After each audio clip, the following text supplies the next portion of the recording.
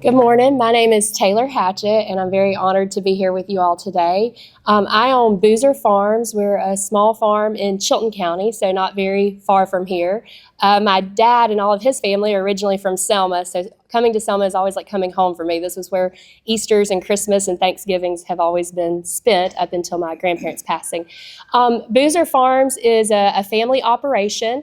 I always say kind of like the big picture and our marketing and sales. And then my dad, who's in the back of the room, Bobby, is really the production manager. So it's neat that we've got a family operation here, and then ours is also that, and maybe many of yours is that as well. Farming is something that definitely gets into your blood. And some years it makes no sense. We'd all be better off had we gone to McDonald's and gotten a job.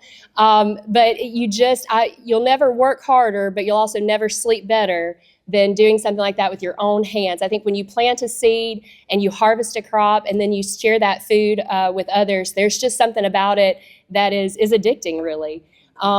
Our farm is very kind of multifaceted. So we grow a lot of different crops, sometimes upwards of like 40 different varieties of things, but smaller scale. So it's not 200-acre farm.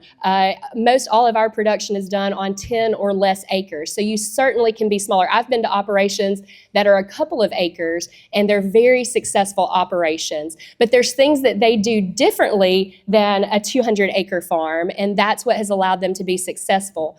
Something that I learned early on is I would see farms start up and then fall away, and people would move into, we always did like real jobs. Do you work at a farm or do you have a real job? I don't know why, because farming is about as real of a job as it gets.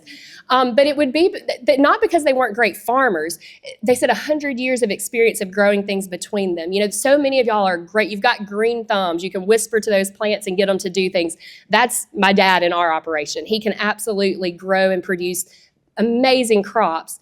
The problem so often with farms that begin and then fall by the wayside is the selling of that product, right? It's the marketing. It's not the growing it. You're going to knock it out of the park with the growing it. It's who's going to buy it. And it turns out that the buying and the selling, having that little bit of money, which really is a lot of money, it's an expensive operation to get into, is critical. And so what I think is so important when you're talking about scaling up, it's not, well, do I have extra acres that I can grow more crops? You want to identify your market first. My goal on our farm, I don't want to plant a seed unless I already have a buyer for that final product. And that is going to be very important. When I first started, the way I kind of fell into farming is this long but unbelievable story of just God opening doors. But when I first started, I literally in one day had a job making great money, and the next day was a full-time farmer not making money. And so I had a pack of radish seeds, and I thought, okay, a bundle of radishes has 6 or 7 radishes in it, sells for $3. We can cover our bills if I can make $100 a day. So if I plant enough radishes to make $100 a day, then I can survive at this for a little bit of time. Well, I had the radishes and had them growing, but I didn't have the customer to buy the radishes. So very quickly, I realized I was going about it backwards. And ever since then, my approach is now marketing first. When you are selling a product, if you look into marketing, there's kind of 2 ways to break it up. You either have a push market or a pull market. If you've ever grown something and you ended up with way too much of it and not enough buyers, you found yourself in a push situation. You're pushing product on someone. What happens when you push a product? You sell it really cheap, right? Your prices, eventually you're below a price of what it even cost you to make it. How long can you stay in business if you're selling your melons for $2 a melon, but it cost you $2.75 to produce them?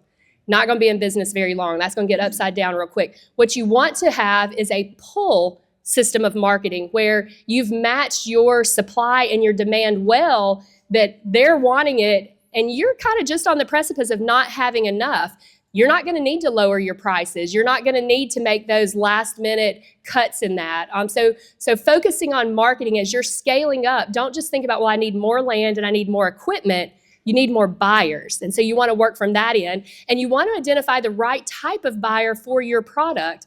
And that's going to vary depending on what you're growing. If your product is watermelon, it may not be the school system, because most of the time that you've got your watermelons, schools are out, right? So don't identify the school as your target. Blueberries are a great crop for us, but I can't readily sell fresh blueberries into the schools because my season doesn't overlap with their primary feeding.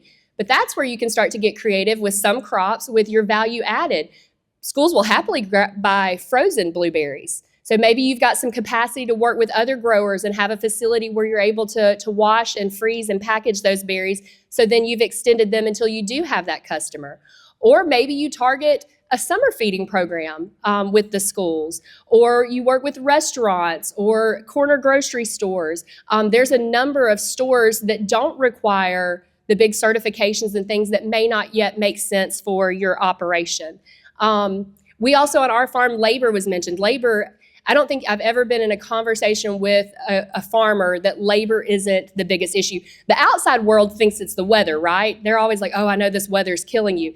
They have no idea. The weather we deal with, it's not a surprise that we're going to have droughts or have floods or have early freezes or late freezes. None of that surprises us when you're growers. You know to expect that. But it's that finding consistent, reliable workers that show up. Everybody wants a paycheck. Not everybody wants to work, you'll find.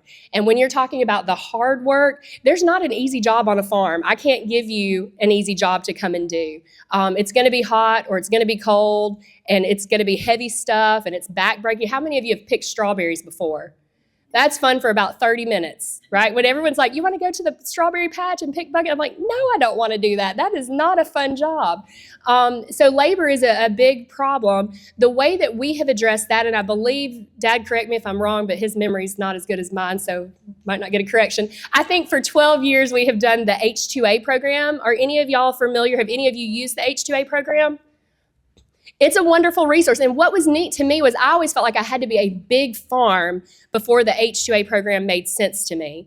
And a farmer that has always kind of been a mentor of mine, Mr. Henry Williams, shared with me one year, I was talking about labor, and he said, look, I'm telling you, Taylor, the first year is going to be the hardest, but once you do it, you'll never not do it, and you'll always wish that you had done it sooner. And his words are absolutely true. We bring over typically 3 guys every year. It's the same group of workers. How many of you, when you've worked anybody, even local labor, when you get the same person back, you're already a step ahead, right? Because they know where the well switch is. They know where you plant this. They know where you keep your shovels and your hose.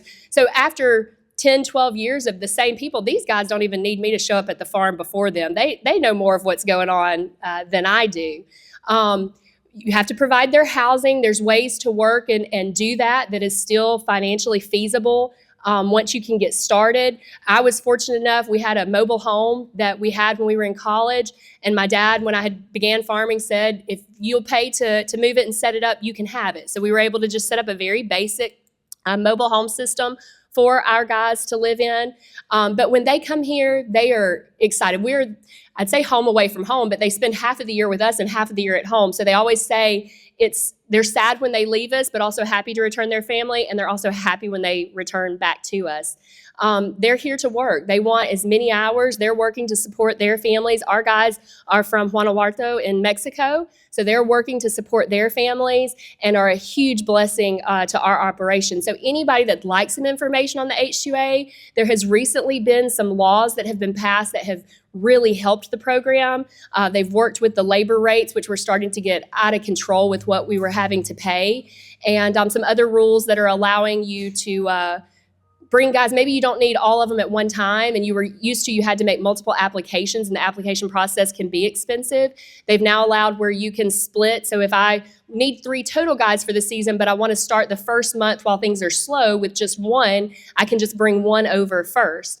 So that's a wonderful thing. So I'm happy to share more about the H2A program and anything else. You did good.